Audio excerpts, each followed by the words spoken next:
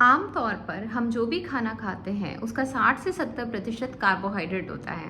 Carbohydrate हमारे शरीर का सबसे पसंदीदा ईंधन है क्योंकि कार्बोहाइड्रेट हमारा शरीर सबसे पहले और सबसे ज़्यादा एनर्जी के लिए यूज़ करता है। 4 बातों पे ये निर्भर करता है कि हम जो कार्बोहाइड्रेट खा रहे हैं वो हमको फ़ायदा करेगा या नुकसान करेगा। पहली बात, क्या हमने खाने में सही कार्बोहाइड्रेट का चुनाव किया है? अनाज, सिरिधान्य मतलब मिलेट्स, स्टार्ची सब्जियां, आलू, शकरकंदी, हरी पत्तेदार सब्जियां, फल, दालें, बीन्स, दूध, दही, इन सभी में कार्बोहाइड्रेट होता है, किसी में कम किसी में ज़्यादा। लेकिन ये सभी अच्छे सोर्सेज हैं क्योंकि कार्बोहाइड्रेट्स के साथ साथ इनमें दूसरे पौष्टिक तत्व भी हैं। लेकिन अगर हम बात करें मैदा से बनी हुई चीज़ें जैसे bread, bakery items, cookies, biscuits, cakes, pastries, pizza, burger, noodles, chow mein, pasta, ये सभी चीज़ें सिर्फ नॉन न्यूट्रिटिव कैलोरी देती हैं, इनके अंदर और कोई न्यूट्रिएंट नहीं है।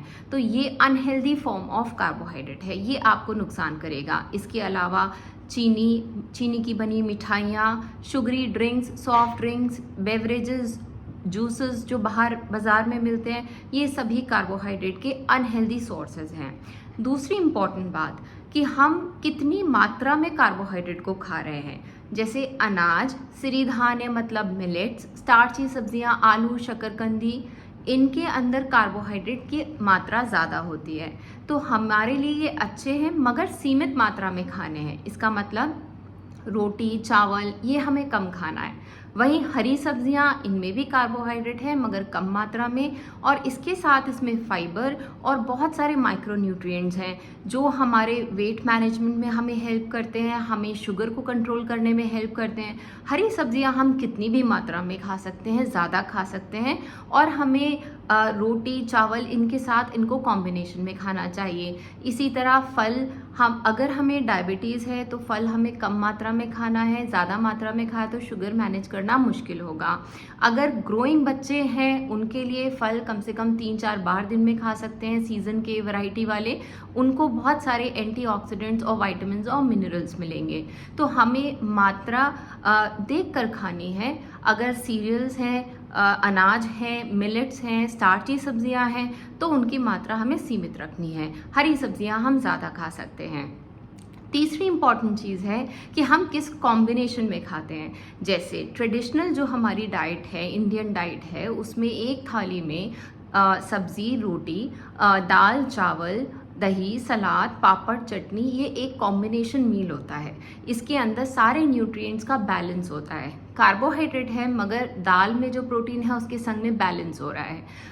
सब्जियों में जो फाइबर है उस और माइक्रोन्यूट्रिएंट्स हैं वो आपको एसेंशियल न्यूट्रिएंट्स प्रोवाइड कर रहे हैं। तो ये सारे न्यूट्रिएंट्स का एक बैलेंस है जो हमारी बॉडी की रिक्वायरमेंट को पूरा कर रहे हैं। अगर हम अपने ट्रेडिशनल मील को रिप्लेस करते हैं अनहेल्दी प्रोसेस्ड जंक फूड के साथ, जैसे pizza, burger, bread, bakery items और मैगी, पास्ता, नूडल्स, तो हम न्यूट्रिएंट्स को अपने खाने में से डिप्राइव कर रहे हैं क्योंकि इसके अंदर सिर्फ नॉन न्यूट्रिटिव कैलोरी है, आपको कोई भी और न्यूट्रिएंट नहीं मिल रहा, सिर्फ कैलोरी, एम्प्टी कैलोरी।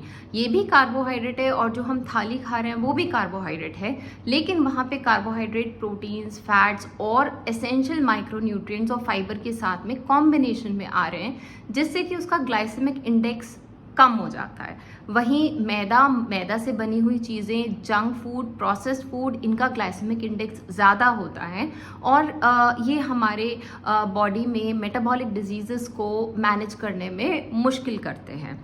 चौथी सबसे इम्पॉर्टेंट चीज़ ये है कि हम कितनी बार खा रहे हैं।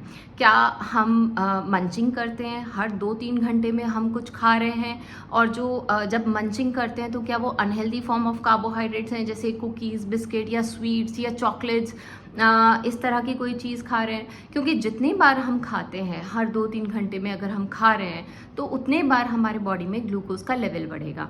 ग्लूकोज को यूटिलाइज करने के लिए इंसुलिन रिलीज होगा, तो जितने बार हम खाएंगे उतनी ही बार इंसुलिन का लेवल बढ़ेगा और धीरे धीरे हमारी बॉडी इंसुलिन रेजिस्टेंट हो जाती है, जिसकी वजह से प्री डायबिटीज़, हाइपरटेंशन और दूसरे मेटाबॉलिक डिजीज़ेस हमारे बॉडी में होने शुरू हो जाते हैं।